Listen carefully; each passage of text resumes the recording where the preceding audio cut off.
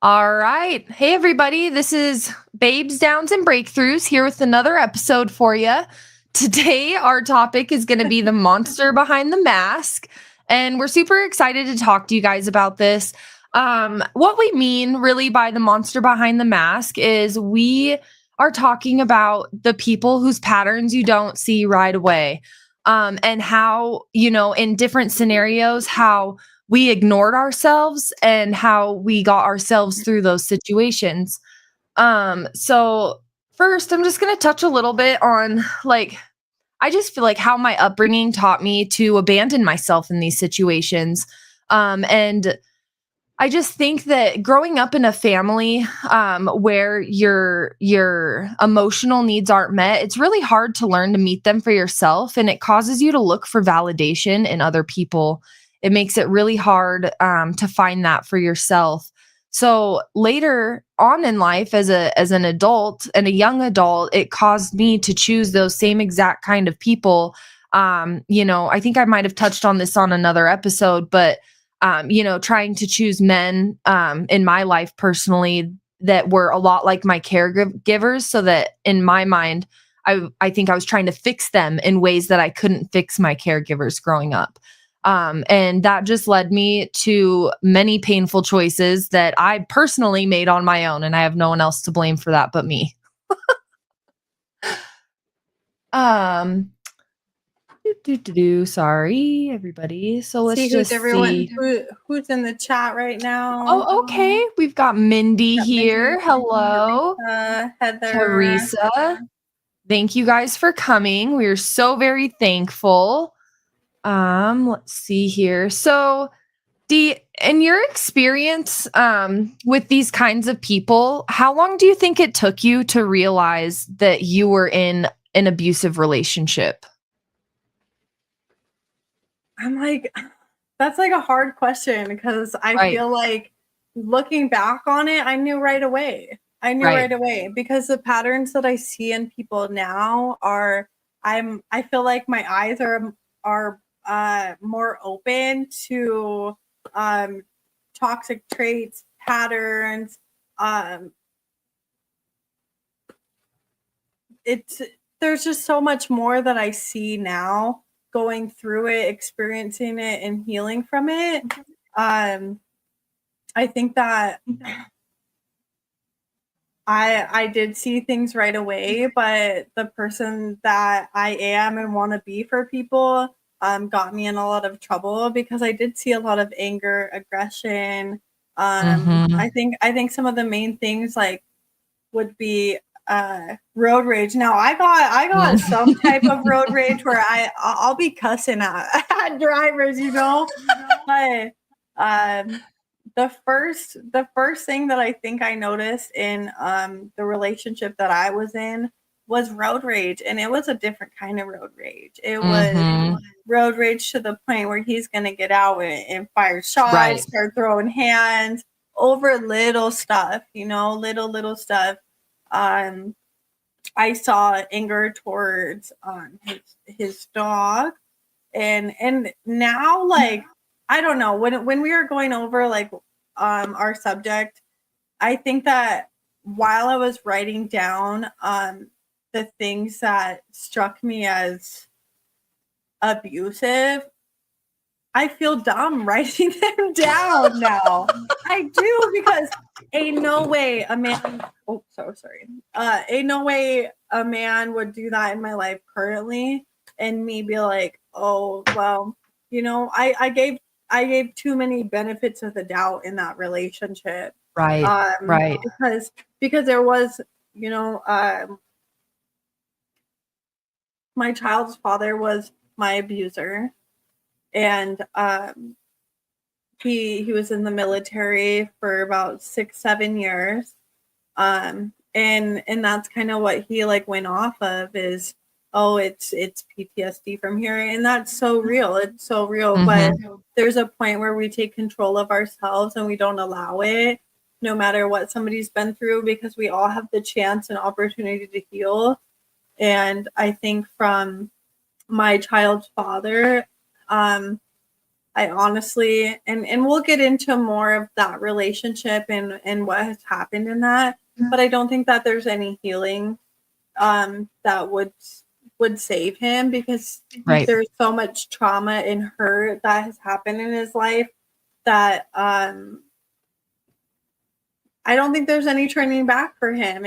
And Right. some people might be like, "Oh, but you got to listen to the whole Wait story till you and hear the story, know what guys. happened."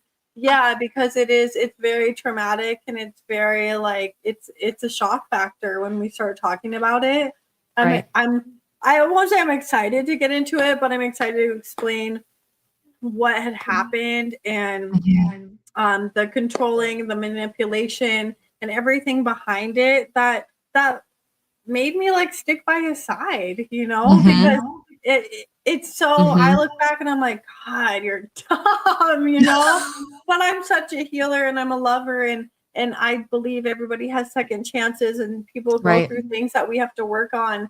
But there's certain things in this life that you do have to walk away from and let people heal on their own, and Absolutely. I'm ready for love that's ready for me at the end of the Right. day, Right. I because love I'm that. not going to sit here and heal anybody. I'm a grown woman. I've sat here and healed myself from a lot of things. And to be able to sit back and realize that that's not my job anymore. My job is to have Mhm. healthy love and safe love for me and my son and provide Mhm. that. That's the most important thing to me. So I'm grateful for that relationship. But there's a lot of things that added up, There's a lot of Right. things looking Right. back on it, and I'm like, how could you be so dumb? But I was so Right. broken and hurt when I met that man, and narcissistic people they smell you. They They smell do. empaths, they Mhm. smell healers, they smell lovers, and you betray an energy that, and when you're so, oh well, I understand, oh well, I'll do this for you, oh right, like they'll take that for granted in an instant. Absolutely. Absolutely. I also agree. I feel like the number one thing that I feel like I ignored was the patterns. And like I if you guys see me looking off to the side, it's cuz I took little notes so that I don't get too off track. I started some new meds and I just feel real funky today, but we're going to just work through it, and I just feel like I'm going to feel a lot better by the end of this chat. So thank you all for being here. Let's see, we've got Rachel Bentley in here. And Goosebumps said, "Way to go, D, with the heart and the love." Love that for you, babes. Thank you guys, And Cody. Goosebumps also said it's all about the boundaries. And then we've got Absolutely. Cody in here. Cody says, "Glad you got free, D." Me too. Me too. But yeah, the patterns, guys. And I just want to say too, like, with this whole this whole channel, really, in general, we're going to talk a lot about our stories and about how the people, like, how this pain shaped us. And I just want to be clear that we're not saying that we had no blame in these situations, or that we're not blaming these people for the situations that we're in. It's just to create an awareness for everybody, because maybe there's a girl or a guy or somebody on this channel who is having that instinct feeling and they're doubting it. I want to tell you right now, don't doubt it. So yeah, the number one thing I really feel like was patterns for me too, and not to let them explain things away. Pay attention. And my biggest, like, the one thing I wish I would have done more, which Tommy talks about a lot, is journaling. I wish I would have journaled more throughout this experience, because it's so easy to forget all of the things that happen as they add up, because sometimes it's like, oh, he was really crappy to me this day, or really treated me some type of way that I didn't deserve. And then you forget about it. And it's just so hard sometimes. So definitely pay attention to those patterns, because patterns don't lie. They don't.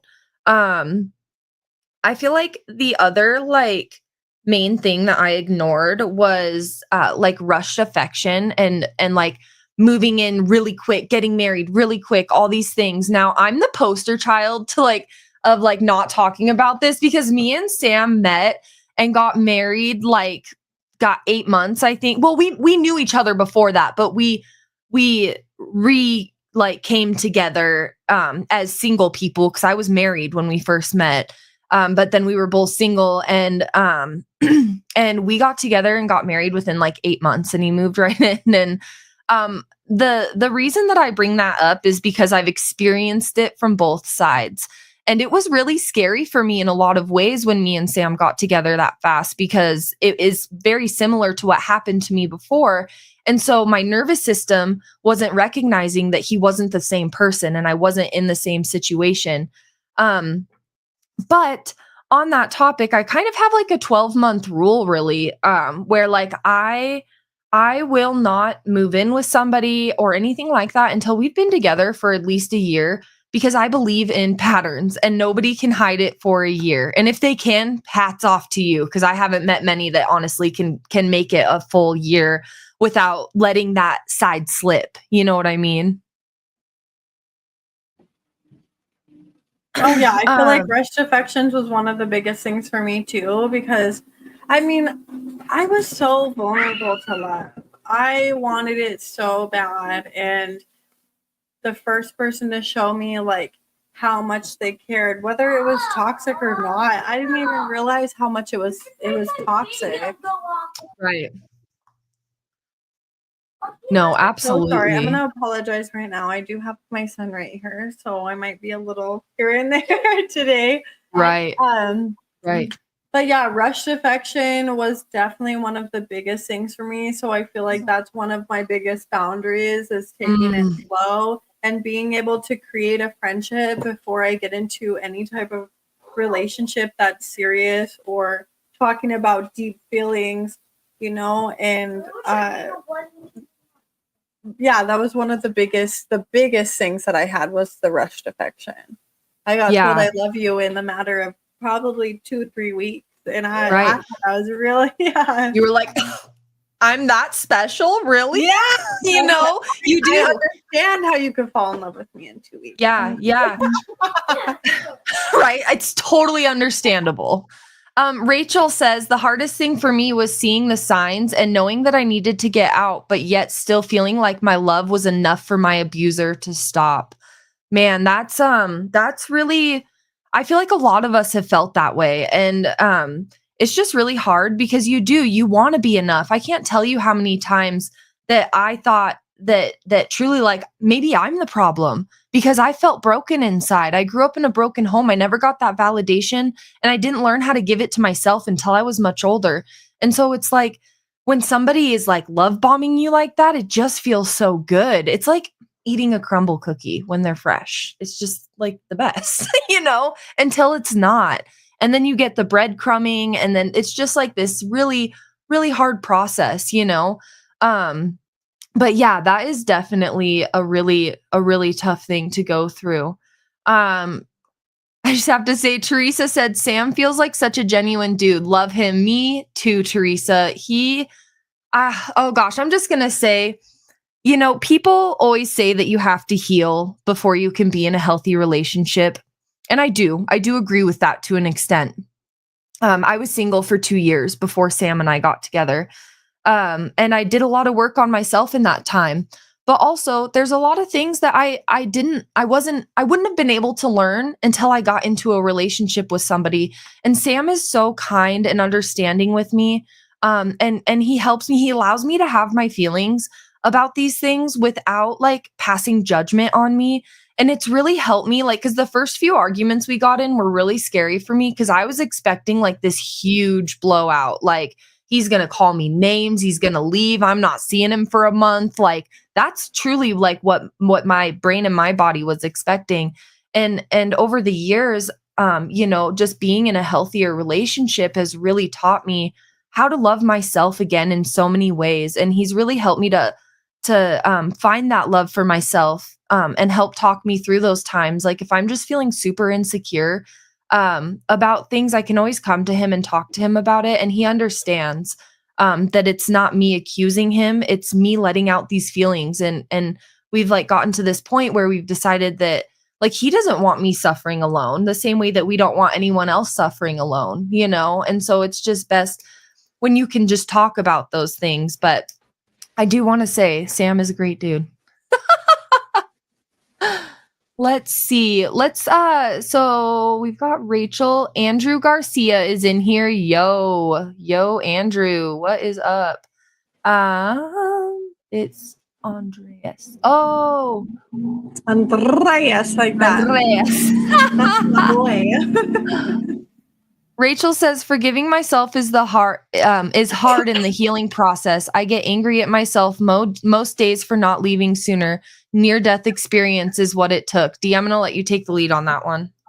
Yeah, so I think probably 2 months into my relationship with hold on, okay. He's good. With my child's father, um, he's ex-military, and everything was great. That man showed me so much love, and there was little things that, like, I guess I didn't see at the time, but I was like, okay, that's something he's working on. And he betrayed that he was working on so many different things, you know? And I'm just going to put a little trigger warning out right now. I'm going to tell the first time that he physically assaulted me. So I'm just going to put a trigger warning on this right now. So me and my child's father were doing really well, and he was on parole as well. He was working on himself. He was doing these good things. We were in a really good spot, and I knew that he went out with his father-in-law, and they went and had a couple drinks, and he wasn't communicating with me, so I got worried. I went over to his house to check on him to make sure that he was okay, and I saw his phone flashing and you know, and I noticed that he was talking to one of his exes, and I woke him up and said something to him about it, and the next thing I know, um, he grabbed me up like a rag doll. And I remember he told me, you want to talk, you want to fight like a man, let's fight. And he was just like in this state that I couldn't stop, you know. And I remember he grabbed me and he was kicking me in my ribs, and he was slapping me in my face, open hand slapping me and kicking me in my ribs. And I got up and I was trying to run out the house. I didn't know what was happening. It just happened so fast, you know. And I was running down the hall, and he snatched me up by my hair and dragged me down the hallway. And he just kept kicking me and kicking me and kicking me in my ribs. And he grabbed me up by my arms and he threw me on the bed, and he got on top of me and he started to strangle me. And I knew, because it wasn't he put his hands on my throat. I looked in his eyes and I remember everything was black. There was no soul. You know, like, Yeah. you know, when you see somebody and you know that they're present, you know? Mm-hmm. And I Yeah. remember I started to see stars.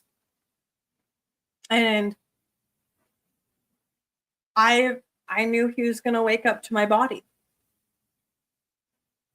He choked me until I blacked out. I passed out while he was choking me.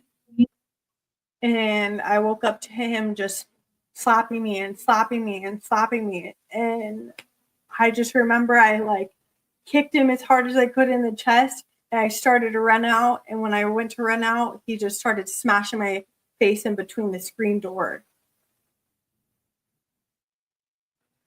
This is a person that I fell so hard in love with.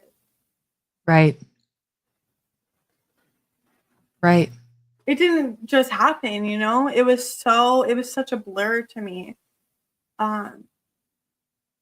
What happened. And his mother lived across the street. They were in like a trailer park, and she lived across the street from him, and she was outside listening to whatever happened that night.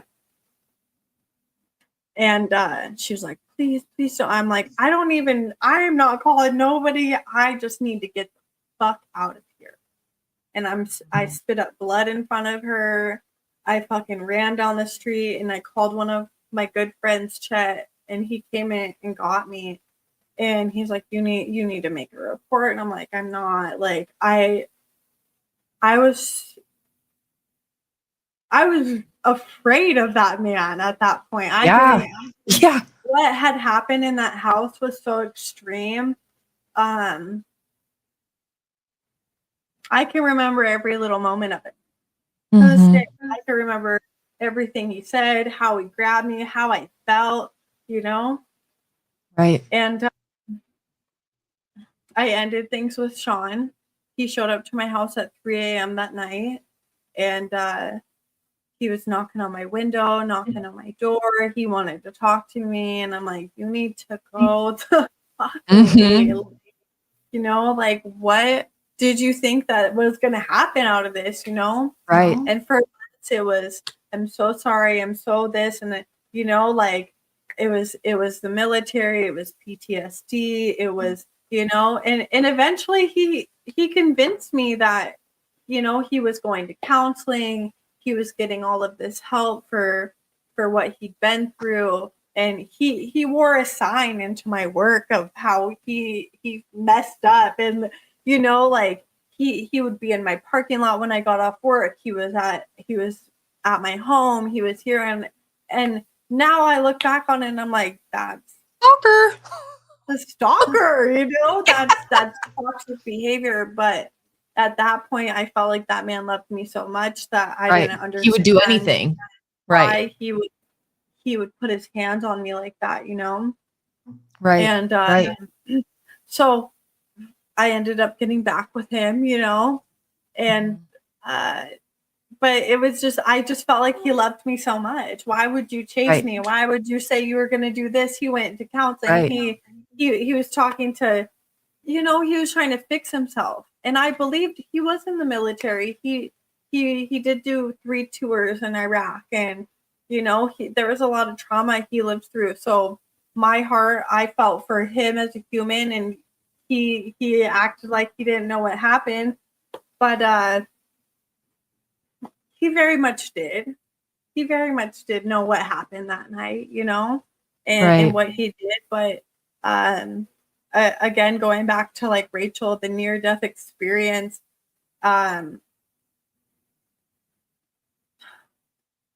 it's just I know. it's so hard because you feel so dumb talking about it. You do. Because it does, until you're inside of the relationship and you understand the type of manipulation and control and people have over you, and making you think that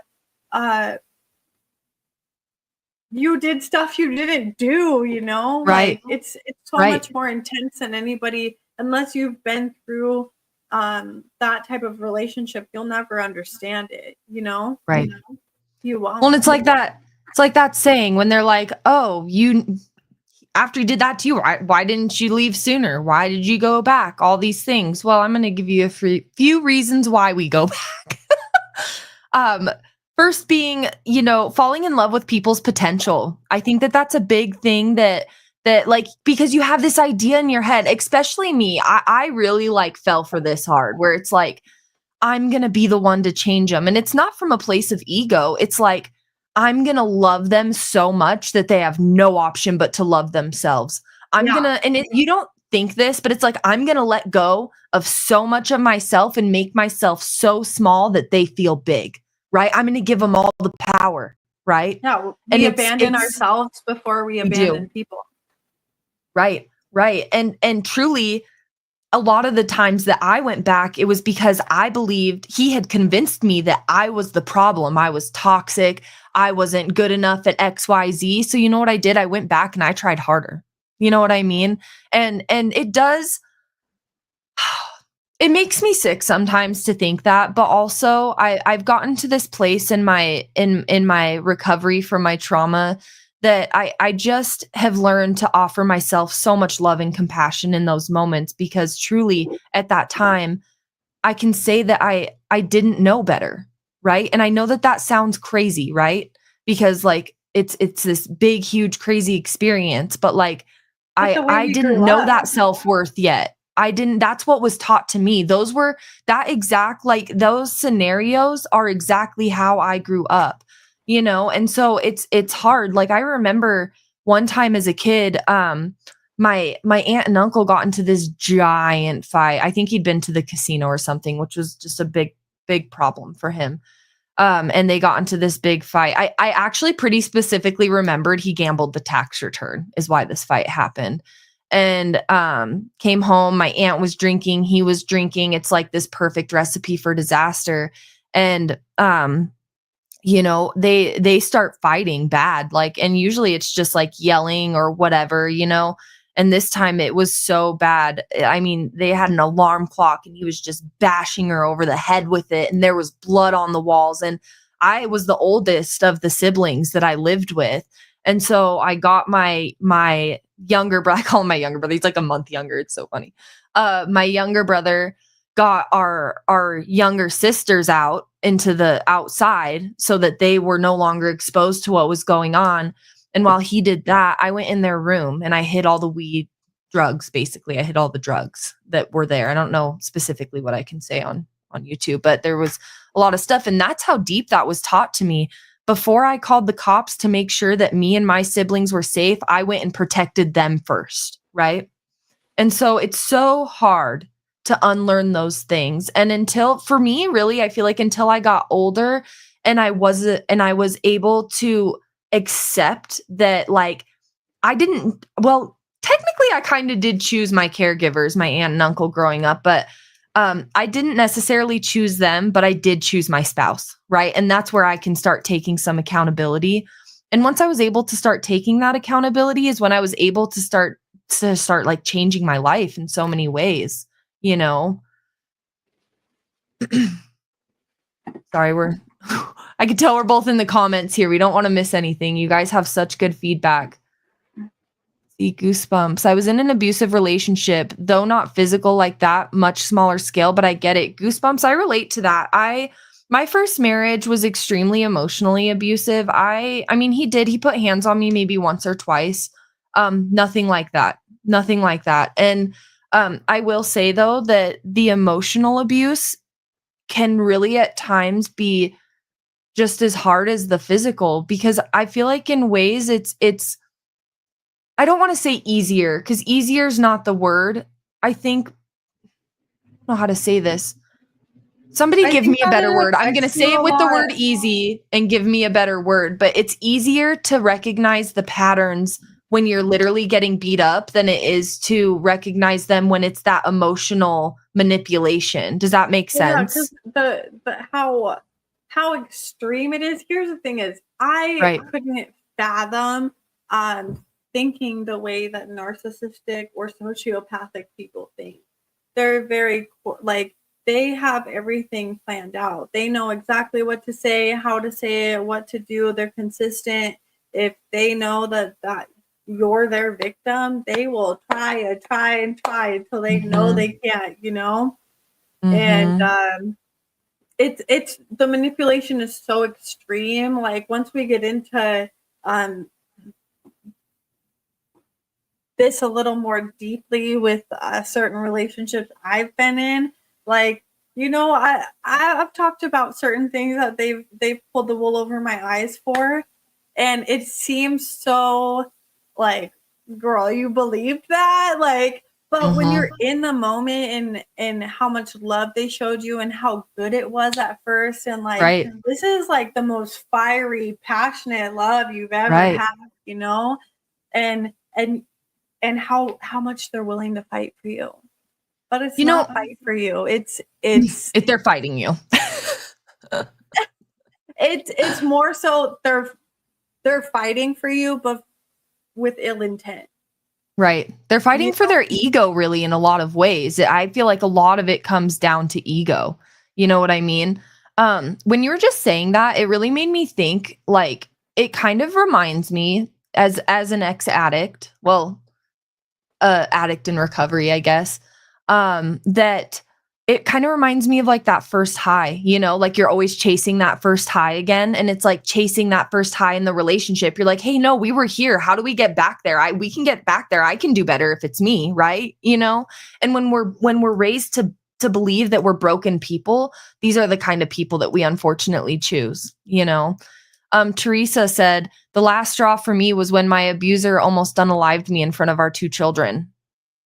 Yeah, that is definitely. I mean, me and Dee have talked about this before, but our kids are what did it for us. That's when we started to realize, like, wow, like this isn't okay for my kids, but why is it okay for me too? Like it's so important to both of us that our kids aren't raised in the same environments that we were. Like, it's basically one of my soul missions in life is to raise my daughter with love and respect and kindness. You know what I mean?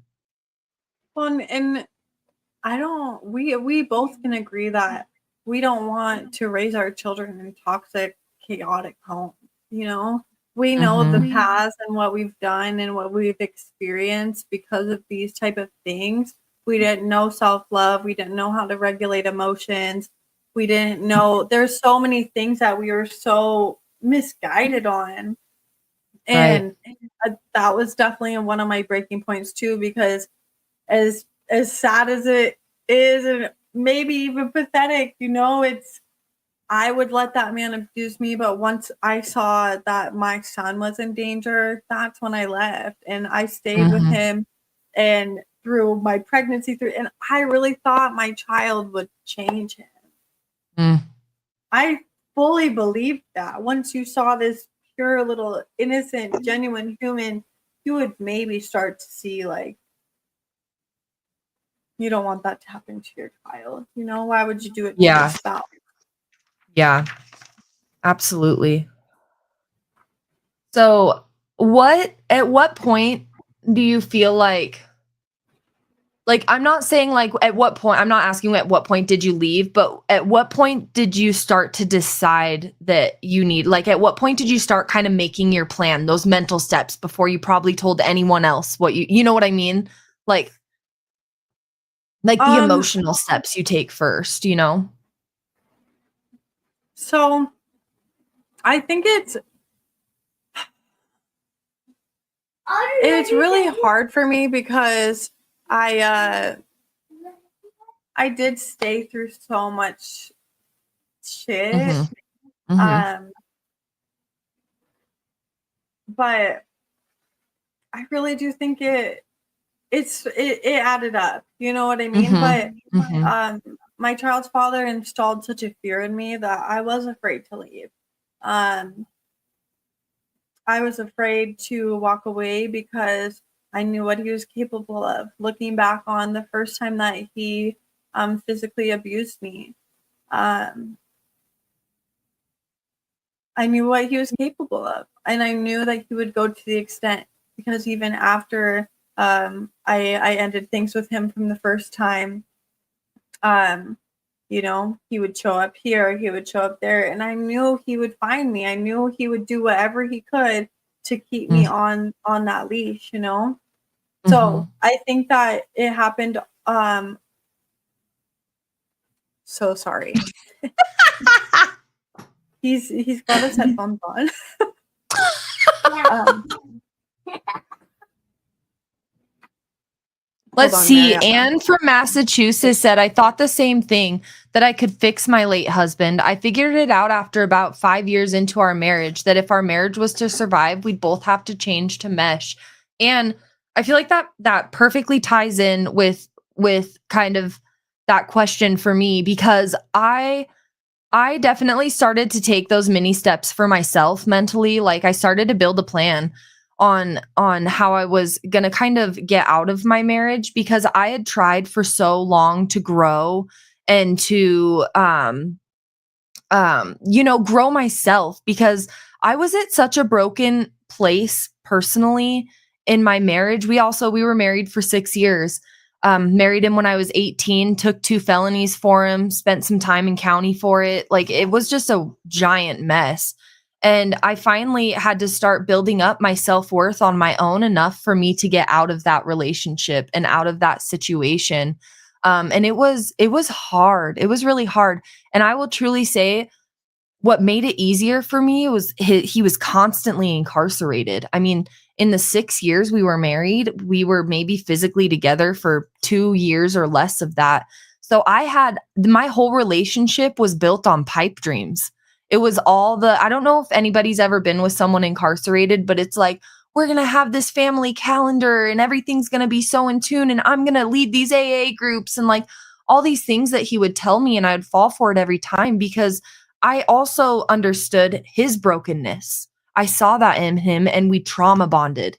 And so much of our relationship was built on that trauma bond that once I healed and I elevated past where he was at, it ruined our relationship because I was no longer putting up with the things. And truly the best advice I can give, if you are in a relationship with a narcissist, whether it's a family member or your spouse, and is like, if it's possible, like zero contact. My therapist calls it gray rocking. Like you gray rock them. Me and one of my friends were talking about getting a little gray rock tattoo that probably no one else would understand. But the point of it is you're a gray rock. Do gray rocks talk? They don't. Don't say anything back because it doesn't matter what kind of communication they're getting from you, whether it's love or hate or anger or blame or mistrust. It's just the communication. It's that they got you that riled up about something. That's what gets them going. And it's I don't really understand it because I just have never really operated in that place emotionally. But they just want to tear you down. And the more they tear you down, the better that they feel about themselves. And that's just the unfortunate kind of truth in that situation. Teresa Yeah, said and he's so cute, isn't he? We love I know him. he's this. Yeah, he's keeping me on my toes today. I'm a little distracted, so I do apologize about it. But um, yeah, with Rachel said, oh, go ahead. no go, it's okay. Okay, I was going to say, Rachel said, I left for good when my abuser put his hands on me, strangling me while 3 months pregnant. I opened my eyes to what a monster he was at that moment, but I was still too scared to leave him. Crazy. It's not Well, yeah, crazy. and well, the fear that they do install in you is, I mean, once you know what they're capable of, because I had a really hard time yesterday. I had a couple things that triggered me yesterday. I did call Mariana and explain to her what was happening with me yesterday. I had a customer in my bar that really triggered me, and then when I opened up my phone, I saw this, and it said your abuser, they don't strangle you to kill you the first time, they strangle you to show you that they're capable of killing. And that's so true because they know exactly how to install that fear in you so you don't leave, so you don't try them, so you don't test them, because I have been in a couple different chaotic toxic relationships, and I've never stayed after somebody put their hands on me or ever, Mhm. but the fear that was installed in me the day that, because the first I didn't get slapped around.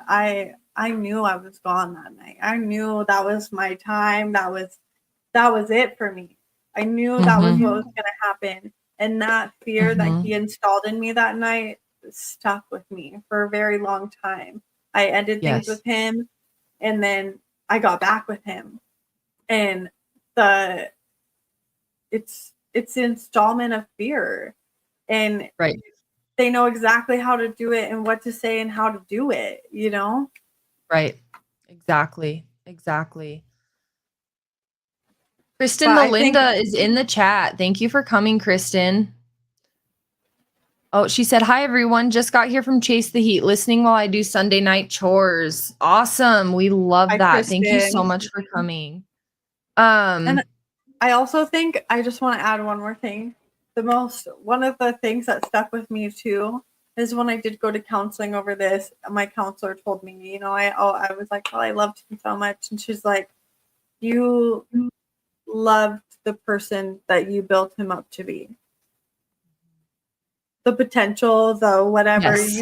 you loved whoever you made him to be in your mind because of how he treated you in the beginning.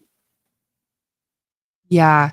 But you don't love, So you can't love a person that is a hollow shell, you know? right, right, right, and you can't fill them with enough love to fix them. I'm telling you right now. So do you kind of talked about how he installed that fear in you, but also just coming from someone who knows your story, if you're comfortable sharing it, if you could just talk about the time that the police department came and what they said to you, because and then I want to touch on that as well, because it's like it's not just your abuser, it's the police department. It's the people that you come into Yeah, contact let's with. talk about, yeah. Yeah. Well, again, my child's father was ex-military, and I think that had a huge impact on the perception that the police department had on him.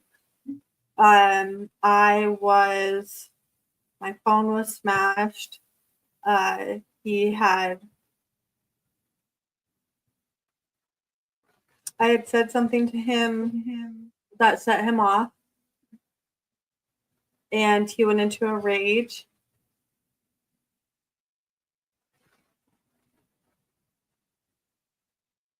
And I remember trying to lock myself in the bathroom. My son was born. He was maybe a month, 2 months old, and he he punched through the door, and the door came off the hinges, and he kept smashing the door on top of me, and I was trying to back away, uh, and he put me in a closet.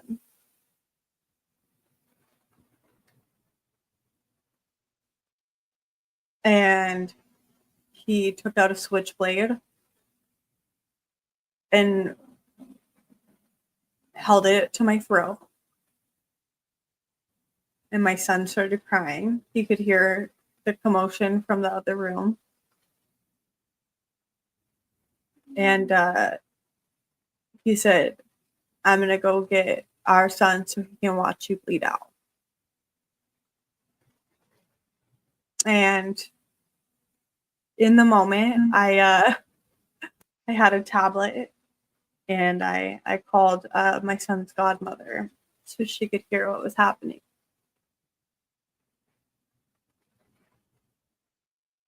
And she had called the police.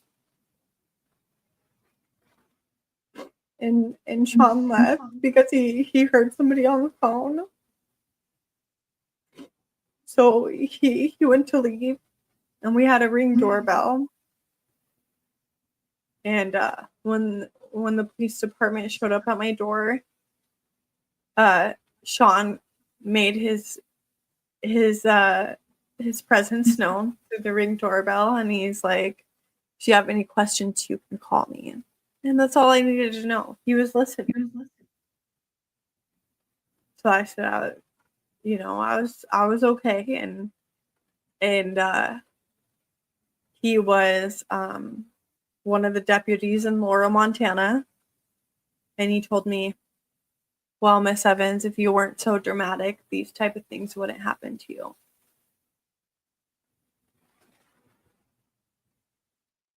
And I remember Sean pulling back to the house, and the police were sitting there and laughing with him in the front yard, and they were having a good old time after I just went through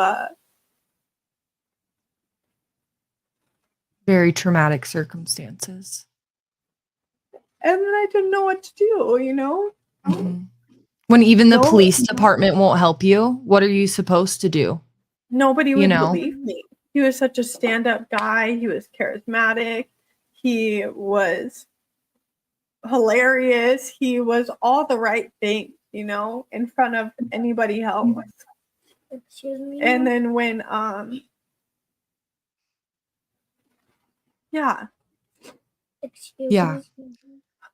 It's just hard. It's hard. And that specific situation has always stuck with me to the point that like I'm ready to like I don't know, somehow make enough money to like make a victims advocate department in the police department where these trained professionals come. Like these police officers, they do other jobs well, emotionally connecting with people in these situations is not that. And nobody ever should have told you that. That was not fair. You know what I mean? You didn't deserve that. You had just went through so much trauma and truly like a whole nother just horrible situation with him. And then that's what I'm saying. It's like not only did he install that fear in you, the police department installed that fear in you as well, that no one was going to listen to you. You aren't heard, you aren't seen, and you don't matter. That's what I feel like they said to you that day. And he made his way through the community to be who he wanted to be in people's eyes, you know? And he was such a great this and such a great that, and he was this, and you know, and it was, I just remember shaking my head and closing the door. And I mean, it was again, it was another installed fear, you know? What does it take for somebody to, I mean, Get help? as somebody that has been in law enforcement and in a field like that, that you're helping the community, there's very clear signs. Now, are you going to see what you think you would see if you're not in these type of fields of work or ever been in these type of situations? You're not going to, the abuser isn't going to be angry. The abuser is going to be charismatic. The abuser is going to talk his way out of it. The abuser is going to make you the crazy one. Right. You called the cops for an argument. You know what I mean? You lost your mind. You did this. You did that. You know, and God, it was just such a, like, you just felt so low, because when somebody looks at you like you're crying wolf, it's not well. When you were just, you know, it's, well, and especially when it takes so much to speak up on those situations. It takes a lot. You have to basically mentally be ready to either A, get your ass beat by this person if the cops don't do anything, or B, leave the situation. That's like, I feel like the two, or like they almost unalive you. Those are the only ways that people really like are willing to come forward until they take it serious. Exactly. And that's what's And then, so frustrating with our law enforcement and our justice system, is there's so many people that will make calls and this and that. And even when I did go to court, well, where's your police reports? Well, the only time that the cops were called, the cops made me this small and made me feel like I was being overly dramatic and nothing was wrong, because I wasn't. My abuser was on a Ring doorbell. He was listening.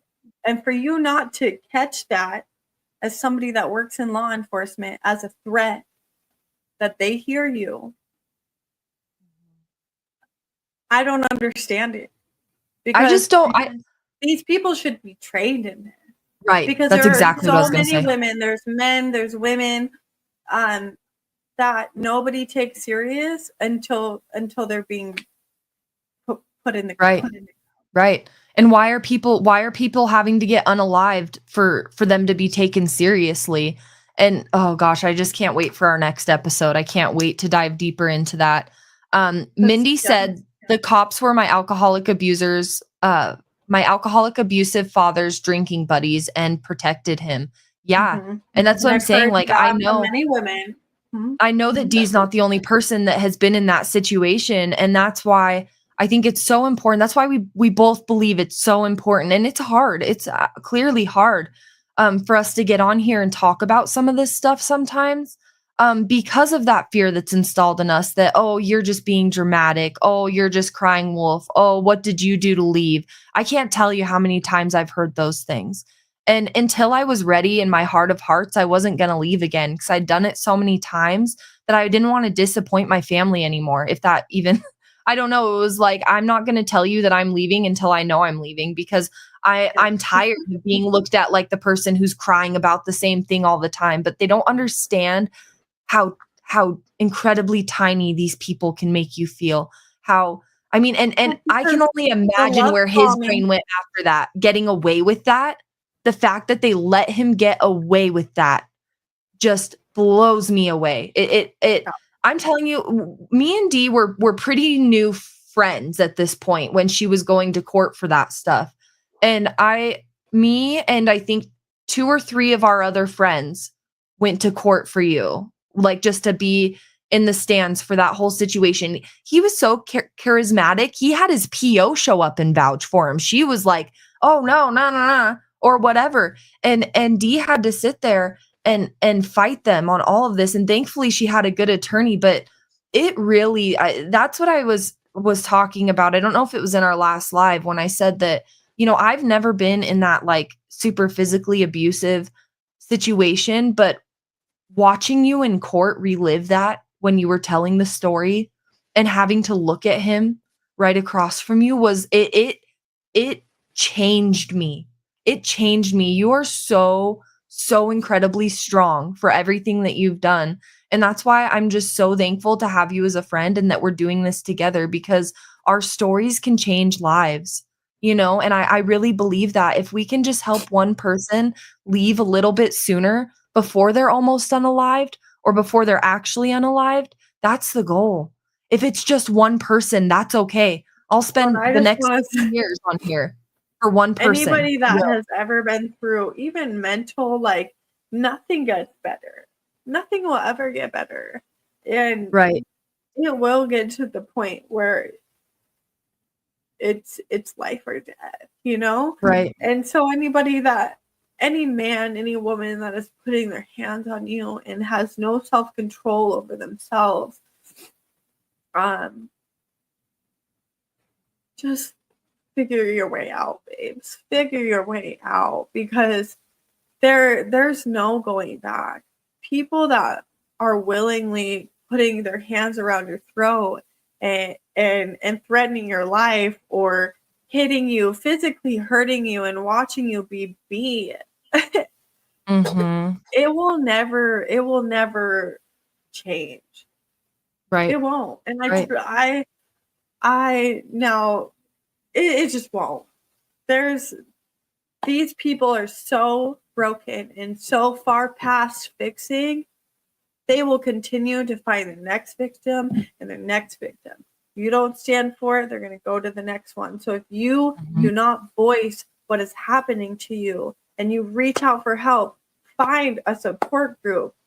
If you're not comfortable mhm, with the police, find a good friend. Get the fuck mhm, out of that relationship. mhm, And you make it known to all mhm, these women who that man is. And that's, I do, there's a lot of unnecessary drama and this and that with the are you dating the same person? But I do see people that post abusers anonymously, not mhm, anonymously. And I 1,000% commend people that do that, because we need mhm. to know who. I had no idea. I had no Yeah. idea this man had done this to another woman, had married a woman and almost killed her. And continuously is a pattern. It's always a pattern, and it will grow and grow until they can't help themselves but to watch you Mhm. And take a life from you. I would love, I don't know if anybody in the chat or who's watching this on replay knows of any way. I would love to be able to like create a page for like just like I don't know. I mean, we live in the United States, but like so that if you are experiencing domestic violence or you're in these types of situations that we can help connect people with resources, because this is so much more than a podcast for us. Like we I would love to like be able to build this up to where someday if we're making pretty good money, like we want to build shelters for women, as women who have been through that system and know where it's broken. We want to be able to help fix it. We want to make a mark on that and have our experiences be more than just a sad story. We want them to be hope and strength and empowering for all of these women, Get because on you know your what? feet, know who you are, because they abuse Exactly. you, and it's not physical abuse, it's not just mental abuse, it's financial abuse. It's Right. they put you in such a poor situation that you can't even get out of it.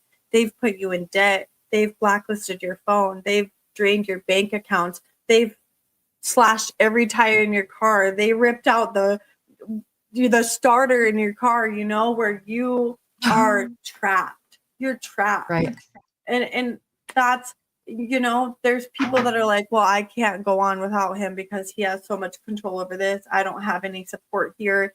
And that's why we want these shelters as well, you know, because there's so much more than mental and physical. There's they put you in such a small box that you feel like it's just hopeless.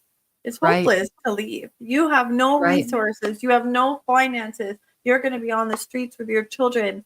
That's where they put you. That's where they put you. And that's what we want to create for women, men, children. You know, we want to have a place where we can build our finances back up. We can give people the resources, the tools, the knowledge of everything to put them back on their feet and know their self-worth and you don't need nobody to get on in this world. You need hope in yourself, and you need to have self-love to move on, get past it. And it takes a long time to feel that self-love, but to be able to build on yourself and have people know what you've been through and understand what you've been through and be behind your back no matter what, set you up financially, set you up emotionally, everything. That's what we want to create. Exactly. Mindy said, make a plan and document everything. It takes people 7 times to finally leave. I believe that. And that's where we need to take away that shame and stigma of going back, and not in the way of like, oh, it's okay to go back, but like quit shaming yourself. Cause I stayed so much longer than I really needed to because I didn't know how to get out. I had to start formulating that plan myself. And I had too much shame to ask anyone for help because I felt like just based off my own experiences in life and growing up, there's been multiple times where some pretty serious things have happened to me. And people, not just people, but like my family, those closest to me have been basically like, oh, you're just being dramatic. You chose this for yourself. Just leave then. It's not that hard. Yeah. But it is that hard. You don't understand because as soon as they get they like have these like little tingly sensors that are like, oh, she's getting ready to leave. Let's love bomb her, right? We're going to bring home flowers. We're going to make dinner. We're going to give back rubs. We're going to be the best husband, spouse, whatever that we can be to you. And then just for long enough to keep you like get you back out of that mental place, take that strength back away from you. And then they beat you back down again. And it's so it's not so bad. Look at what he's doing for me. And you start accepting the bare minimum. The bare minimum. After all the shit they put you through, you accept, oh, you brought me some M&Ms from the store. I'm so fucking grateful. Like that was I don't even like M&Ms. I would take any little thing because I was so drained emotionally and hurt that any little tiny thing I would just grasp onto, you know? And it's such it's a horrible place to be, you know, to accept that type, but they'll come back in and give you this little bit and this little bit, whatever it takes to keep you here and keep you thinking that maybe it's not so bad. He did this one time. It's going to do it. He's working on himself. Look what he did for me. He thought about me while he was grocery shopping. Like they teach you to accept the bare minimum as like going above and beyond. They do. So quick, I just want to touch on like a few things, like as the women that we are today and knowing, like being on the other side of these situations, there's a few things that like not that I do wish I would have done them sooner, but things that I've learned throughout this that like my rules, I guess, for myself now, the things that I learned from those experiences. And that would be like, number one is really not to self-abandon and to try and keep track of that. Like if you find yourself self-abandoning, talk to somebody, please. just please talk to somebody about it. And if you can't talk to those closest to you about it, that's a really big red flag that you're in a bad situation. If you can't be accountable and truthful with those that you love and who understand you the most, that's a really big red flag that something is going on. And I really wish that I would have been able to understand that sooner. But also it's like that whole shoulda, woulda, coulda, because we've talked about before how, and I've heard it many times from other people with circumstances similar to ours, is that like I feel like a lot of us feel like we wouldn't necessarily change a thing because it shaped us into who we are. It gave us the morals and the boundaries and the respect and the empathy that we have for others today. And that's just so important to me, is being able to support other people. Anne from Massachusetts said, I'm blessed that my husband was a good and godly man. He never laid hands on me, but I have friends who are in DV, who are DV victims, and I will always stand up and help them in whatever way I can. I love that. I agree with that 100%. I have a friend who we quit talking for 2 years because she got into a relationship with somebody who I knew to be an abuser, like very well, like documented abuser. And she just wouldn't like she just it didn't sink in for her. He had her so manipulated and so enthralled, and so in love with him that she wouldn't even listen to me. And it came to a point where I had to be like, I love you so much that I can't watch this. I'm always here, I feel like, and I hope she knew that I was always here for if she really needed me when she was ready to go, but I couldn't get up every day because when I wake up in the morning, I get on Facebook to wake myself up and just start scrolling, and I would just see the pictures of them all the time, and it made me sick every time because I know the pictures aren't the reality of what's going on. And it made me just think of how like lonely and sad and all the things that she was in those moments that she couldn't even really admit to herself. And it was one of the hardest things that I ever did because it's like, what do you do? Do you just stand by and watch it if they don't, it was like, and it was a choice that I made. And thankfully, like literally, thank God, just after Christmas, I finally went and picked her up and she finally asked me to come and get her. And I'm just so thankful because she didn't deserve that, you know? And like not being able to just like know her self-worth in that moment and like to see how beautifully she shines. It's just so hard. And I'm just so thankful for people like you, Anne, who are willing to stick through that because it's really hard. I personally couldn't like watch it like that, but she knew that I was always there. And she did thankfully reach out when she was ready. And that made me feel really good because I just want to be able to support people in that, and to be able to build them up and help them remember who they are again. And that's, in my opinion, one of the best things that you can do for someone in that position is just love them. Show Yeah. them what love is, unconditional love, right? Because they're not in that state right now. They have very conditional love in that moment. And reminding them what unconditional love feels like could be the thing that helps them. Well, and I think that it's hard because for me now, I know that we leave when we're ready to leave, when we know we're safe and secure. And it's hard to watch our friends go through abuse and Right. trauma. And when you hear over, and yeah, of course we all think, well, why don't you do something? But Mhm. to understand the fear that's installed and understand where people are stuck in these relationships, yeah, you can't. There's a part of me that's like, I'm not going to enable it. I'll never tell you I support you. I Mhm. support you, but I don't support the relationship at all. Mhm. So when you're Exactly. ready, you call me because I can't. You There's a point. Okay, so the point I'm trying to make is I had one of my best friends I've had since high school, and I would call her after this happened, and one time she told me, "Dee, I love you, I can't listen to you cry anymore. I can't listen to the stories. I can't. She said, you need to figure it out and you need to get out of that. Mm-hmm. She's like, I will always answer the phone for you, but I cannot listen to this anymore. Yeah. And I was so offended. I was so offended by it at first, But the big thing is we protect our abusers. Mm-hmm. We don't want people that, I had a couple of close friends that knew what was going on, but nobody knew exactly what was going on.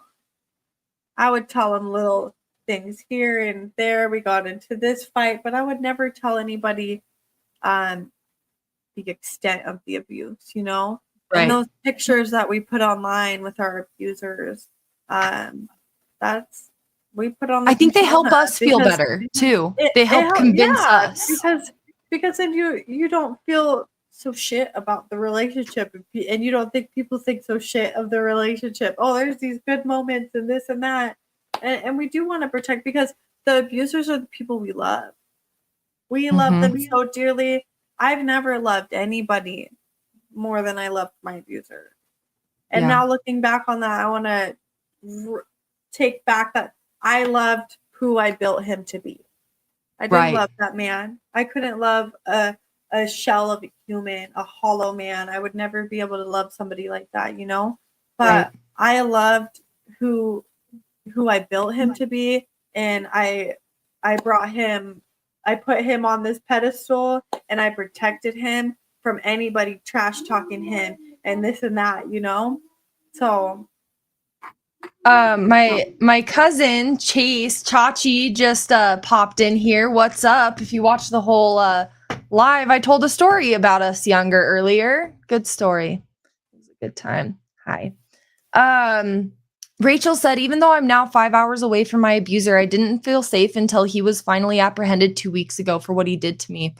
I just want to say congratulations. Honestly, I'm so proud of you for filing those charges.